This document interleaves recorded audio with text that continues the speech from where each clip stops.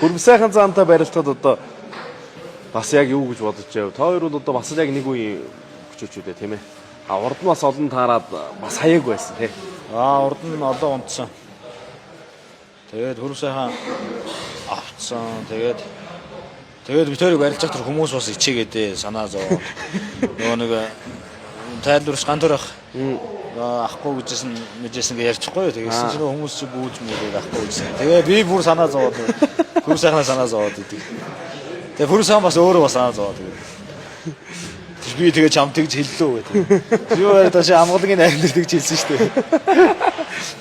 Тэгээ санаа зовоод одоо ундагчнууд авдагчнууд одоо хамаа хадаа зүгээр. Угаасаа би хайжаагүй юм шиг тэгээ тэгсгээ тэгээд нэг яс золохгоос өмнө шийдсэн юм ийгээ тэгээд яа. Тэр яг тэгж яг хэлсэн юм уу танд өөрт нь? Өөрөө тэгж хэлээг бол би тэгж зохиож ярьж болохгүй шүү дээ. Тэгвэл бүр алуулт юм байна шүү дээ. Чи яага удлаа дахин аваад байна гэж.